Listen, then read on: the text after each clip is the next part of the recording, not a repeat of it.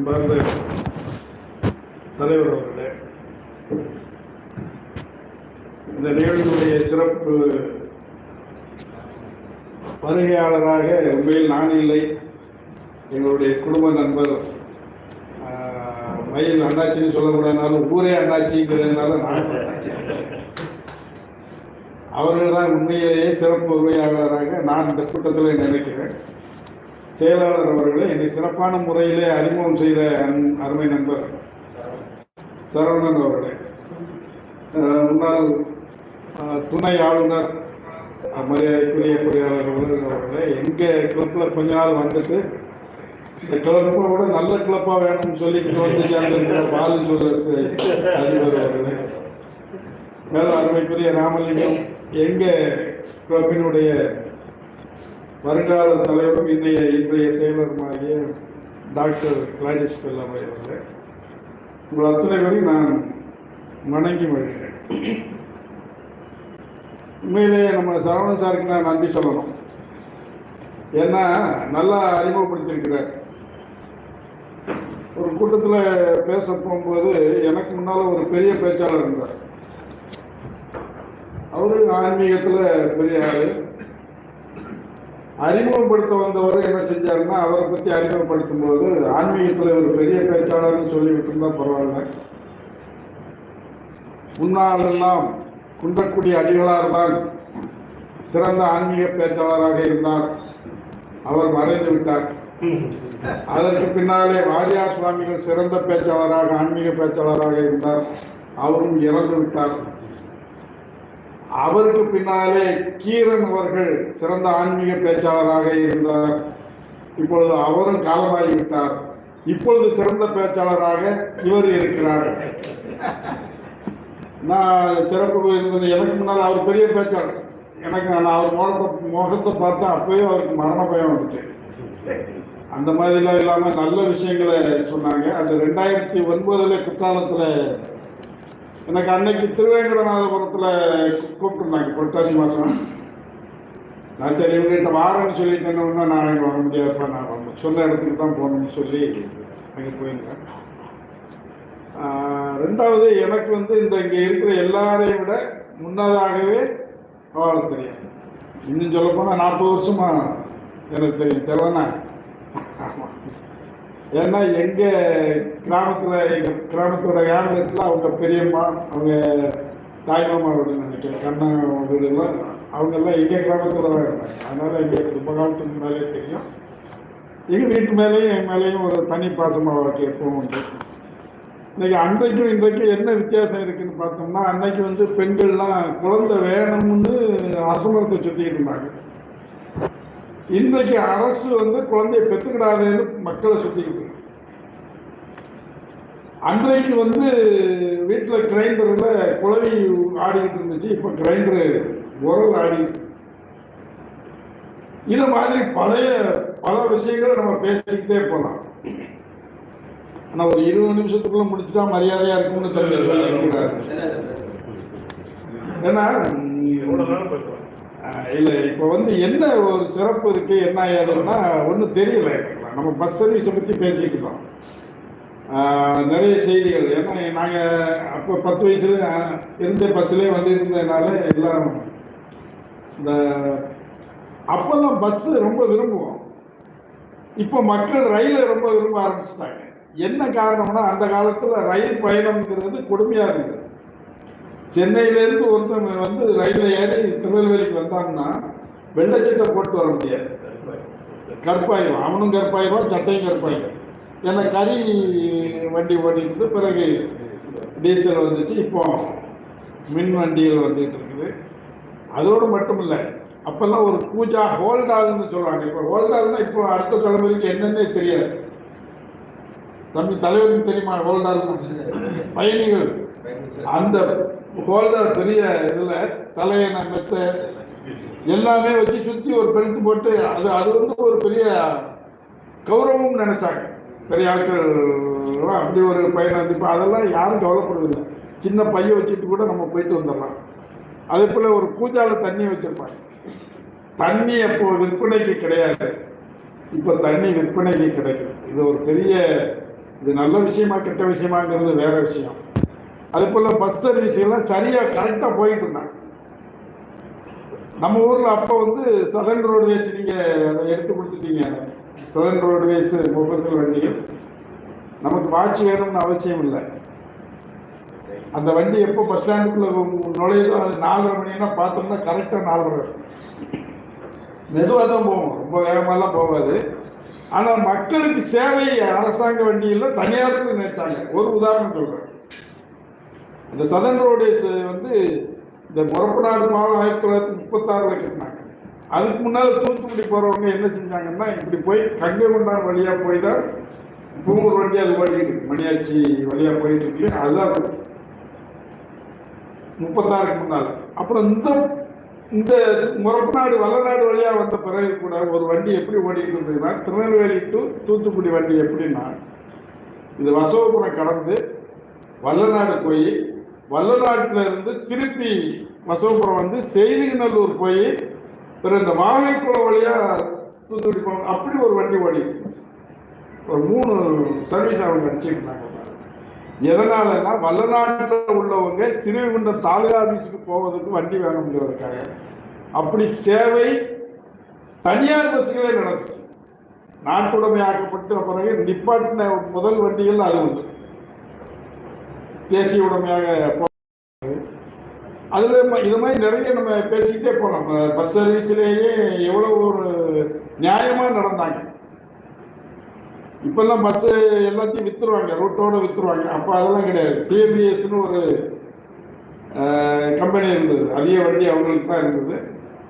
அவங்க அப்படியே அத்தனை வண்டிகள் நிறைய வண்டி அவங்களுக்கு தான், அவ்வளவும் அப்படியே அரசாங்கத்துக்கிட்ட சரண்டர் பண்ணாங்க. அதெல்லாம் இப்போ நம்ம எதிர்பார்க்கவே முடியாது. மனசாட்சியோட கொஞ்சம் நடந்தாங்க அந்த காலத்தில். அதே போல இன்னும் நம்ம கட்டிட பொறியாளர்கள் உங்க கிளப்பில் நிறைய இருக்கும், அதுக்குள்ள நம்ம போகக்கூடாது. எங்க தாத்தாக்கள் பெரிய கான்ட்ராக்டர், 1 லட்ச ரூபாய் கான்ட்ராக்டர் வெள்ளக்காரன் காலத்தில் எடுக்கிறது 2 பேர் தான். ஒன்று எங்க தாத்தா ஒன்று, இன்னொன்று வைகோவுடைய தாத்தா. இவரும் டிஸ்ட்ரிக்ட் போர்டு பிரசிடென்ட், அவரும் டிஸ்ட்ரிக்ட் போர்டு, இவர் டிஸ்ட்ரிக்ட் போர்டு மெம்பர், அவர் டிஸ்ட்ரிக்ட் போர்டு தலைவராக இருந்தார். இந்த வெள்ளத்துல எல்லா இடமும் உடைச்சிட்டு போச்சு. ஆனா எங்க தாத்தாக்கள் கட்டின ஒரு கான்ட்ராக்ட்ல கட்டின ஒரு சுவரை சொல்றேன். நம்ம சிறுவண்ட பாலத்துக்கு மேற்க இருந்து ஒரு சுவர் அலை கரை சரியாம இருக்கிறதுக்கு ஒரு சுவரை கட்டியிருக்காங்க. எது வரையும் இருக்குன்னா தென்திருப்பேரை வரையும். இந்த வெள்ளத்துல உடையாத ஒரே சுவர் அதுதான். 1936 எங்க அப்பா எங்க பெரியப்பா இந்த டவுன்ல நம்ம கல்லூரி இருக்கிறதெல்லாம் ஒரு 12 பிள்ளைகளை அங்க கொண்டு போய் அவங்க ஹைஸ்கூல் அப்போ வந்து சேவையில் இருந்தது, வல்லநாடெல்லாம் கிடையாது, அங்க கொண்டு படிக்க வச்சிருக்காங்க. அப்போ எங்க அப்பா எல்லாரையும் எங்க தாத்தா என்ன செஞ்சிருக்காங்கன்னா இசை படிக்க வச்சிருக்காங்க. யாருக்கிட்டனா தான் ரொம்ப முக்கியமானது, தமிழ்நாட்டில் முதல் திரைப்பட நடிகை அந்த எஸ்.டி. சுப்புலட்சுமி, சிறுவைகுண்டம் டி. சுப்புலட்சுமி தான் அந்த அம்மா. அவங்களுடைய குருநாதர் தான் இவங்க எல்லாரும் இசை படிச்சிருக்கிறாங்க. அதே போல எங்க அம்மா பிறந்த வீடும் அவங்களும் நிறைய வசதியா இருந்தாங்க. வீட்டுக்கு வந்து ஒரு இசை ஆசிரியர் கோடகநல்லூர் ஐயங்கார் வந்து இசை சொல்லிக் கொடுக்க வந்திருக்காங்க. எங்க தாத்தா அவர் கொஞ்சம் முரட்டா இருக்கு. எங்க தாத்தா மாதிரிலாம் ரொம்ப கண்ணியமா இருப்பாங்க, ரொம்ப எல்லாருக்கும் சேவை பண்ணுவாங்க. வேதகுலத்து இந்த மருதூர் கால் டூர் எடுக்கிற ஒரு கான்ட்ராக்ட் எடுத்திருக்காங்க 40களில். அப்போ அந்த ஊர் ரொம்ப பள்ளமாக இருந்தது. தண்ணி மழை பெஞ்சுட்டு மனுஷன் உள்ள வர முடியாது. அதுக்கு பிறகு கூட அப்படித்தான் இருந்தது. ரொம்ப நாள் நான் அங்கே வேலை பார்க்கும்போது கூட அப்படித்தான் இருந்துச்சு. இந்த மண்ணை வேலையூர் தாலுக்கள் போய் நாங்கள் கொஞ்சம் பணம் தரோம், அந்த வாய்க்கால் எடுத்து தூர் எடுக்கிற மண்ணை எங்கள் ஊருக்குள்ளே போடுங்க அப்படின்னு சொல்லுவாங்க. இன்னும் சுகர் நிறைய ஆகிட்டா, கொஞ்சம் ஆறு வாரமாக தெரியும். ஆமா, அப்ப என்னோட 3 வயசு மூக்குல போல. அந்த மண்ணை வந்து எங்க ஊருக்குள்ள போடுங்க, நாங்க ஊர்ல இருந்து கொஞ்சம் அப்பெல்லாம் 20 பைசா கூலி, சித்தாள் கூலி 25 பைசா, 4 நாள் பைசா கணக்குல 2 நாள். அப்ப இவங்க உரிமையோட சொல்லி இருக்கிறாங்க, வேணாம் ரூபா கொடுக்கணும். போடுவோண்டா அப்படின்னு சொல்லி போட்டுட்டேன். அவங்க சில அதனால தான் இந்த வேலங்குளத்து கிராமத்தில் உள்ள மக்கள் கூட எங்கள் வீட்டுக்கிட்ட ரொம்ப பிரியமாக இருப்பாங்க. இப்போ உள்ள தலைமுறைக்கு அது தெரியாது. பெரிய ஆட்கள் சொல்லுவாங்க, நான் ஆரம்பத்தில் இருக்கும்போது வேலங்குளம் வந்து அவங்க அத்தையை கொடுத்துருந்தாங்களா, அது ரொம்ப சொந்தக்காரங்க நிறைய உண்டு அவங்களுக்கு. அங்கே 2 குரூப் உண்டு, 2 குரூப்பும் அவங்களுக்கு சொந்தக்காரங்க. அந்த 2 குரூப்பும் பார்க்க பாரு இவாள் அந்த ஊருக்கே போக முடியாமல் கொஞ்ச நாள் இருந்தது. அது ஒரு பக்கம் இருக்கட்டும், நம்ம போய் வேற பாதையில் போயிட்டு இருக்கும் போல இருக்கு. அந்த சேவை மனப்பான்மை அப்போ இருந்தது. இப்போ அன்னைக்கு வந்து பள்ளிக்கூடத்துக்கு போனோம்னா ஆசிரியர்களை நம்ம மரியாதையாக வணக்கம் சார்போம். பள்ளிக்கூடத்தில் வகுப்புக்குள்ள யாராவது வந்தாங்கன்னாலும் அவங்களையும் எந்திரிச்சு மரியாதை கொடுப்போம். சேவியர்களெல்லாம் அந்த பழக்கம் உண்டு. சேவியர்கள் தான் நாங்கள் படித்தோம், அந்த பழக்கம் உண்டு. இப்போ என்னன்னா ஏத்தால அதுக்கு முன்னாலெல்லாம் ஆசிரியர்களை பார்த்த உடனே இவங்க கீழே விழுந்து நமஸ்காரம் பண்ணுவாங்க படிக்கிறவங்க.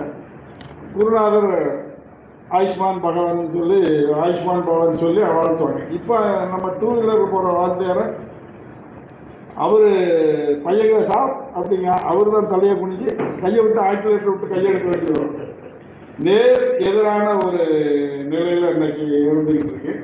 அது ஒரு சைடு. ஆனால் பையன்கிட்ட யாரும் எங்கிட்ட நாங்கள் இப்போ சின்ன வேலைக்கு போன புதுசுல கண்ணை வச்சுட்டு உரிச்சிருங்க சார், கண்ணை வச்சுட்டு உரிச்சிருங்க, உரிச்சு வேண்டி இப்போ சொல்லவே முடியாது. இப்போ எங்கள் பள்ளிக்கூடத்தில் நிலைமையில் வேற நாள் கூட நான் வேலை பார்க்க வரையில் யாரும் கம்ப்ளைண்ட்டுன்னே வரமாட்டாங்க. நம்மளை யாரையும் அடிக்கிறது இல்லை. என் தம்பி ஒருத்த வேலை பார்த்தான், அவன் உரிச்சிருவான், யாரும் கம்ப்ளைண்ட் வர மாட்டாங்க. இப்போ ஆனால் பயமா இருக்கு. வரும்போதே வெளியூர்லேருந்து வந்த பிள்ளைகள் வந்து செல்லோடு வந்து படம் எடுக்குது. பிள்ளைகள் பெருக்க கூட முடியாது.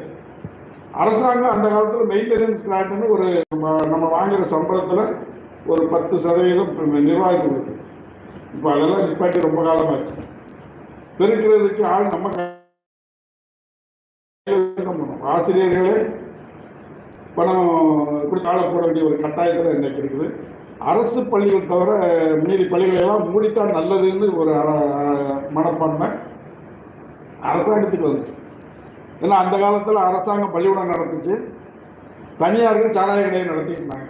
இப்போ நேரம் மாறி பள்ளிக்கூடங்களை கூட தனியார்கள் நடத்துகிறாங்க, சாராய கடையை அரசாங்கம் நடத்துது.